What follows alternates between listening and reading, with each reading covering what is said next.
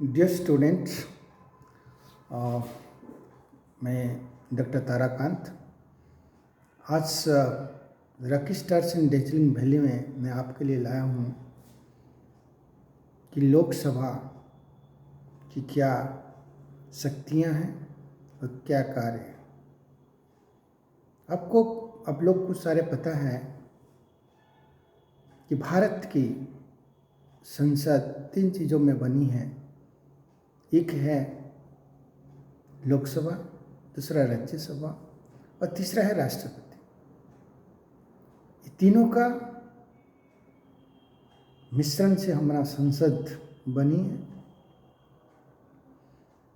पहला तो लोकसभा का जो संसद है वो लोगों की द्वारा डायरेक्ट चुने हुए आते हैं।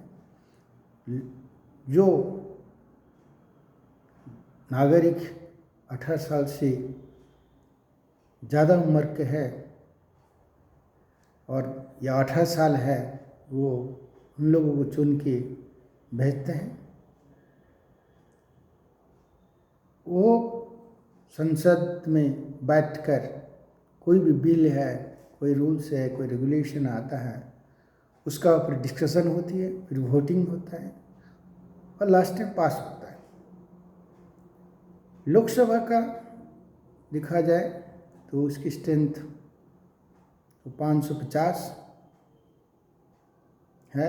दो जो है प्रेसिडेंट जो एंग्लो इंडियन कम्युनिटी से उनको मनोनीत करते हैं और 2020 में जो वक्त आई है और उसमें जो एंग्लो इंडियन कम्युनिटी का 2024 तक तो उनकी रखा गया है रिजर्वेशन। उसके बाद इस रिजर्वेशन की अंत हो जाएगी।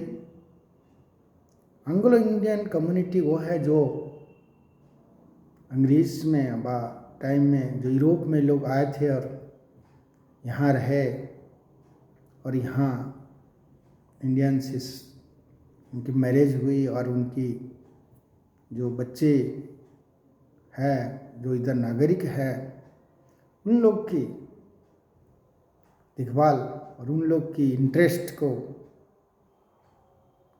रखने के लिए एंग्लो इंडियन कम्युनिटी का रिजर्वेशन दिया गया था। आज की जो परिस्थितियों में लोकसभा एक बहुत बड़ा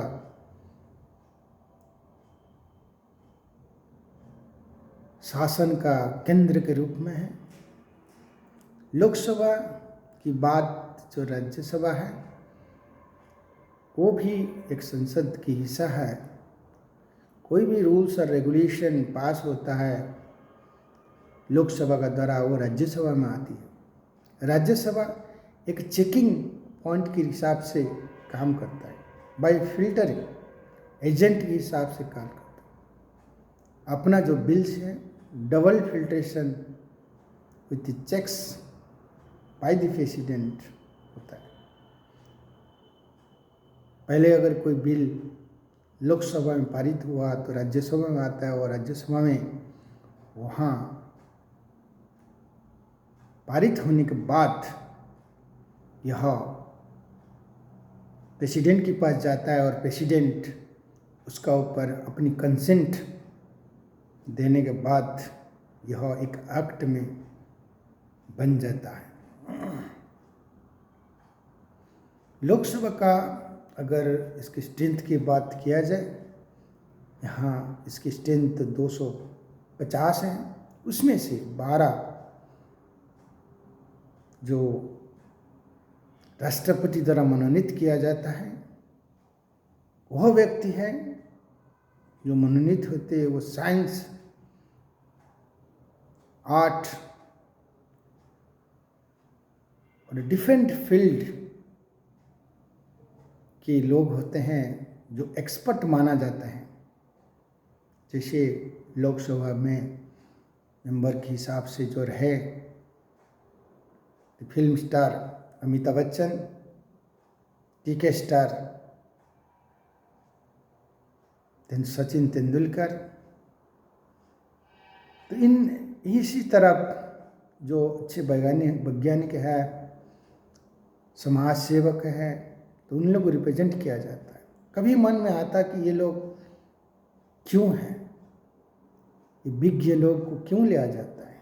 क्योंकि कोई भी नियम व रूल्स एंड रेगुलेशन आता है, लोक सभा में जाता है, जो आम पब्लिक होते हैं, जो लोगों से चुन के आते, कोई एक्सपर्ट नहीं होते।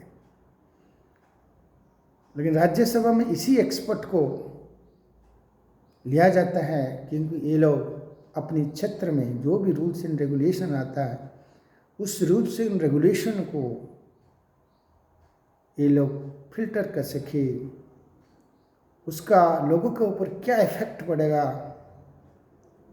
और ये नियम बनने के बाद इसका रूप कैसे होगा, ये सब उसको प्रेडिक्ट करते हैं। इसी के लिए उनको रखा जाता कि कुछ अच्छी सोच और विचार, इस कोई भी रूल्स, कोई कोई बिल्स पास हुआ है,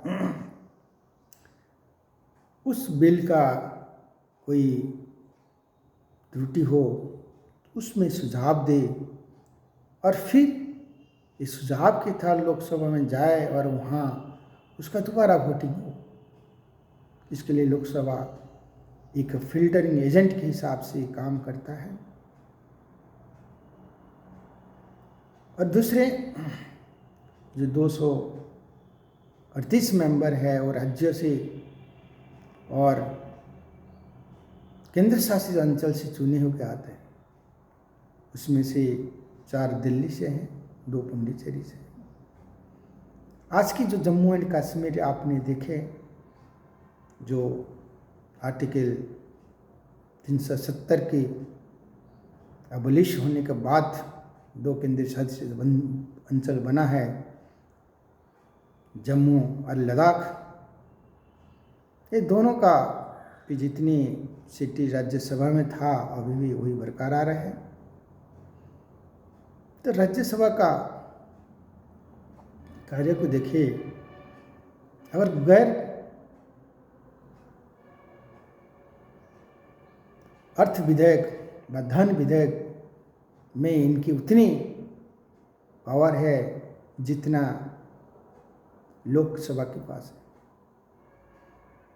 है। एक गैर धन बिल जो बोथ राज्यसभा और लोकसभा में इसका इंट्रोडक्शन हो सकता है,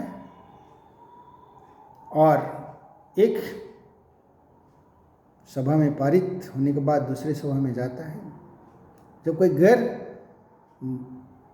धन विधेयक लोकसभा में पारित होकर राज्यसभा में आता है, राज्यसभा में उसकी पावर होता है, उसको होल्ड करने का पावर होता है, उसका ऊपर सुझाव देके उसको वापस करने का पावर होता है। और ऐसे परिस्थिति में अगर जहाँ कि गैर धन विधेयक राज्यसभा में पड़ी है और उसका ऊपर कोई कार्यवाही नहीं हो रहा है, और लोकसभा में यह ऑलरेडी पास हो चुका है, उस परिस्थितियों में जो इस गैर धन विधेयक को प्रेसिडेंट में एक संयुक्त बैठक में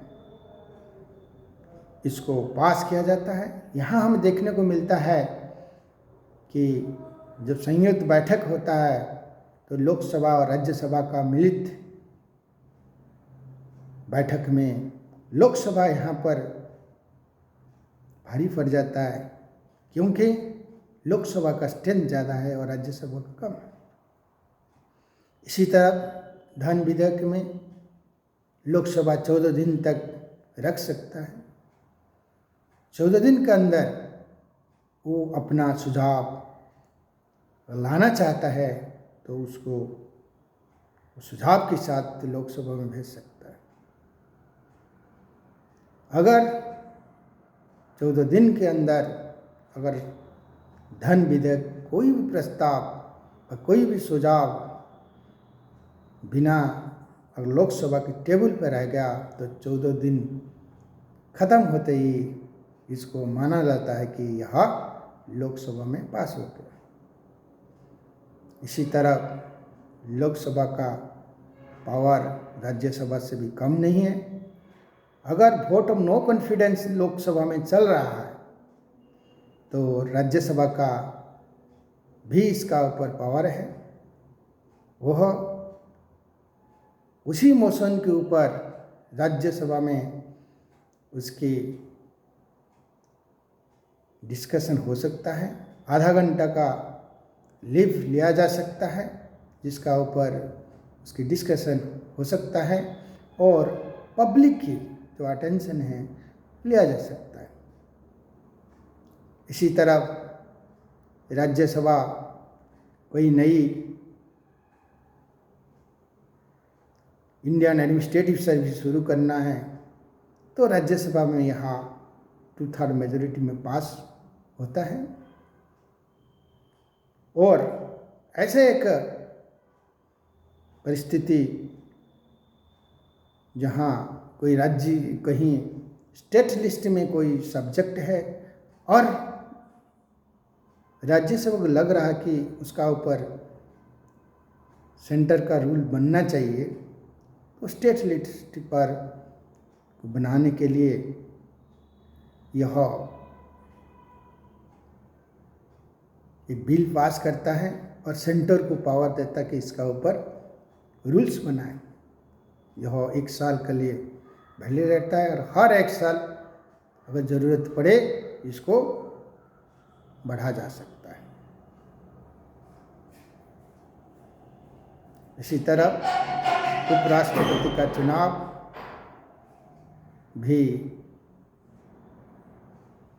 लोकसभा में होता है और उपराष्ट्रपति राज्यसभा का एक एक्स ऑफिशियो अध्यक्ष है और उनके अनुपस्थिति में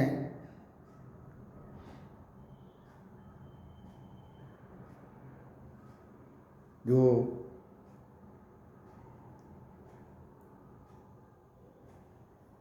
उनसे को नीचे में जो चुने जाए अध्यक्ष वो करते हैं और दोनों के कई अनुपस्थित रहा तो राष्ट्रपति कोई भी एक सदस्य राज्यसभा में उसको बोले कि आप बैठक करें। इसी तरह राज्यसभा लोकसभा के साथ बराबरी में खड़े रहते हैं यद्यपि यह एक अपर सभा है। Thank you for watching this video.